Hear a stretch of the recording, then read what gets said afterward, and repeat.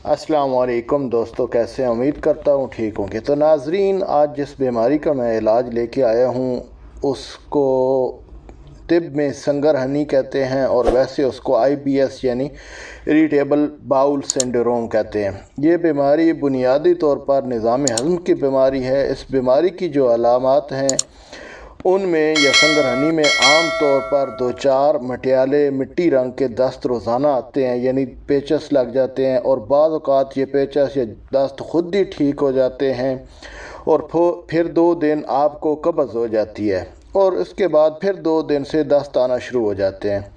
इसमें जो मरीज़ है वो दुबला पतला होना शुरू हो जाता है, बहुत कमज़ोर होना शुरू हो जाता है। डॉक्टर और हुक्मा हज़रात जानते हैं कि इस बीमारी से जान छुड़ाना कितना मुश्किल है, लेकिन अल्लाह ताला की ज़ात चाहे तो वो किसको शफा नहीं दे सकता।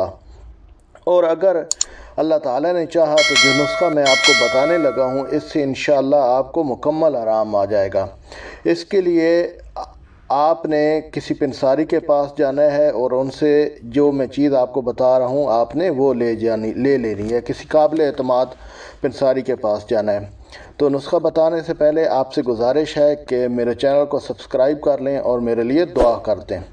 तो इसके लिए आपने पंसारी के पास जाकर उसको बोलना है कि मुझे कड़ा छाल दे दे। ये इंदर जो तल्ख का जो दरख्त होता है उसकी छाल होती है, उसको बोलते हैं कड़ा छाल।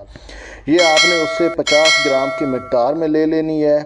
घर में आपके इसको झाड़ पूंछ के छान इसको जो है ना झाड़ लेना है ताकि इसमें मिट्टी वगैरह कुछ ना रहे।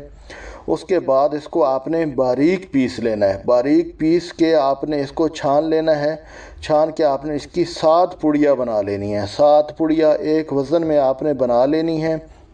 अब आपने जितनी हो सके भूख बर्दाश्त करनी है और ये एक पुड़िया रोज़ाना आपने दही के साथ खा लेनी है, ठीक है। और दही जितनी आप खा सकें खाएं, भूख को जितना बर्दाश्त कर सकें बर्दाश्त करें। अगर भूख फिर भी बहुत बर्दाश्त नहीं होती तो आपने दही और चावल खा लेने हैं। अगर आपको दही नहीं मिलता तो लस्सी का ज़्यादा से ज़्यादा इस्तेमाल करें। तो ये 7 पुड़िया आपने एक हफ़्ते में ख़त्म करनी है। इंशाअल्लाह एक हफ़्ते के अंदर अंदर आपको इसमें शर्ती आराम आ जाएगा।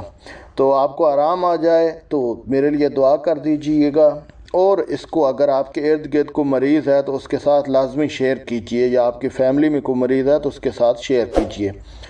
चैनल को सब्सक्राइब कीजिएगा, वीडियो को लाइक कीजिएगा और कमेंट में बताइएगा। शुक्रिया।